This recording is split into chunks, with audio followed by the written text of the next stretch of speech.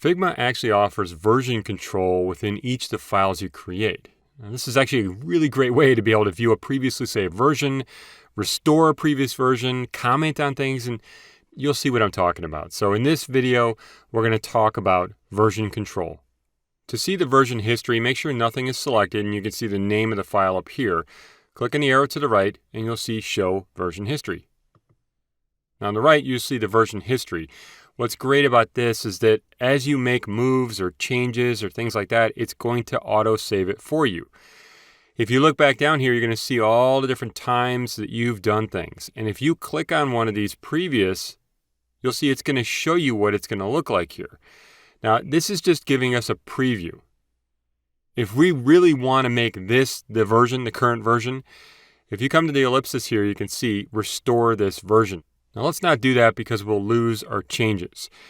But you could name this version if you wanted to, which would mean, let's suppose that we're going along, we're saying, I'm just trying to test something. You can actually make it so that if people are collaborating on this file, which we'll look at later, they can see what the version history is and even say, oh, okay, you were just testing something. So that's why we blew by that version. You can duplicate a version, maybe to try a different idea, okay, moving forward. And we can also go in if we want to, and if you double click on one of these, you can edit the version information. So we can change the title. I can say, we added the footer, for instance, something like that.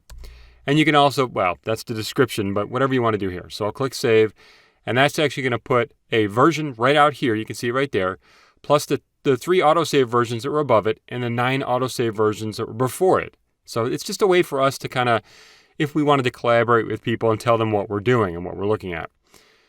Okay, make sure you come back to this one, the 1008, and we're going to say let's restore this version so it goes back to the original. Come back up here and go to Show Version History and you should see we're back where we should be.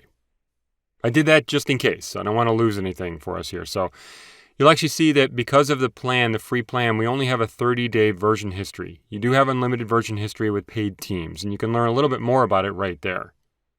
Now, one thing I do love about the version history in here is that we can, if we want, save a current version. You can force to save it. So click back up here, back to editing. Click on this image right here, and let's suppose I want to make a change. So if you make a change, something like that, you can save that version. So if you come up to the upper left here and click on the menu, come to File, you're going to see Save to Version History, and there's the shortcut right there. So if you choose that, it's going to say, let's add a title here. Let's say, moved the image of Brian, and then describe what changed, whatever, however you want to do it. Click Save. I usually do it in the title. I don't know why. And then if you click away to deselect, come back up here, Show Version History. You can see it right there. So it's actually going to name it and put it out there. And we also have the autosave, and we got the other things that we did here. But this is a great way for us to be able to go and add comments.